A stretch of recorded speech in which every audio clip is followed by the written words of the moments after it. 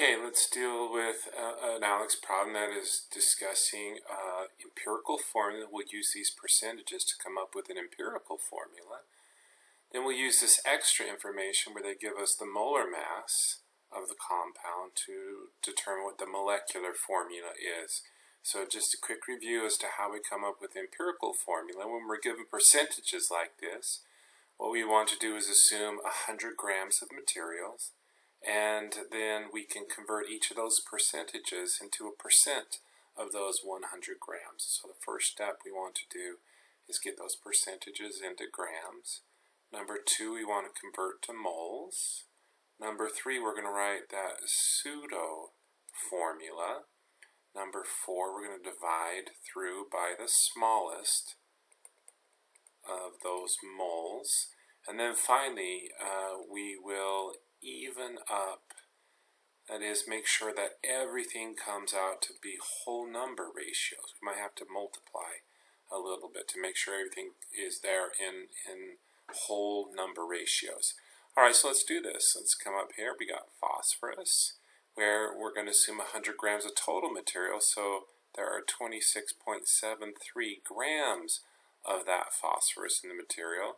For the nitrogen, there are 12.09 grams in 100 grams of material. And finally, for the chlorine, there are 61.18 grams. Alright, we've got number 1 taken care of. So let's convert that into moles. We'll go to our periodic table and get the molar mass of phosphorus, which is 30.97 grams, or in 1 mole of phosphorus. For nitrogen, there are 14 grams in 1 mole of nitrogen. And finally, for chlorine, I know that there are, from the periodic table, 35.45 grams in 1 mole. My grams will all cancel out in terms of units. And so that's going to leave me for phosphorus with the number of moles is 0.863. For nitrogen, it's also going to be 0.863 moles. So all moles. And finally, for chlorine, then that is going to give me 1.725 moles. Okay, so I've got number 2 taken care of. I just converted quickly everything to moles. Let's write that pseudo formula. I'll do that over here where we have P 0.863. We have nitrogen 0.863. And finally we have chlorine 1.725. Alright, we got that one done. Divide through by the smallest. Well, 0.863 is there twice, so we'll divide 0.863, divided 0.863, divided by 0.863. And so my empirical formula, when I'm done, do that math, is going to be P1N1Cl2. That is the empirical formula. Well, we don't want the empirical formula in the final. We want the molecular formula. So we're given that molar mass.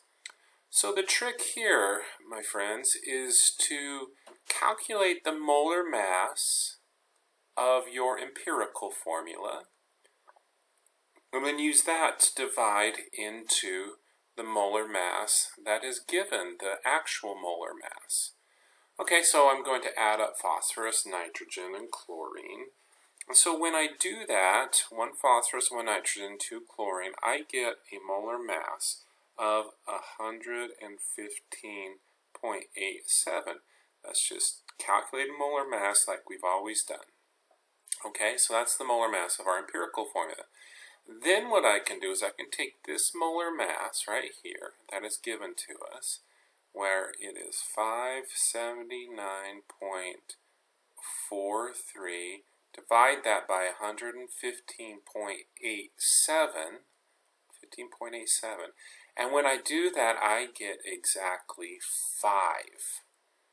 Okay, so in order for me to come up with the molecular formula, I need to multiply each one of those subscripts through by 5. And so the answer that I'm actually going to type into ALEKS is going to be, I'll do that over here, is going to be P5 N5 Cl10. That is the molecular formula for this particular compound.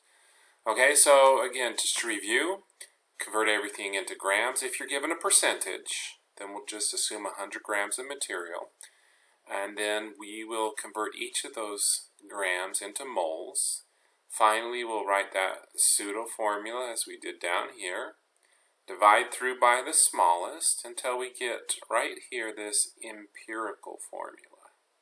I'll calculate the molar mass of the empirical formula, and then I'll use that and divide that into the actual molar mass. That gave me a ratio of 5, meaning I got to multiply everything in this empirical formula by 5. And these are doable. These are very, very doable. Just follow the formula, kind of think things through, and I think you'll get the right answer.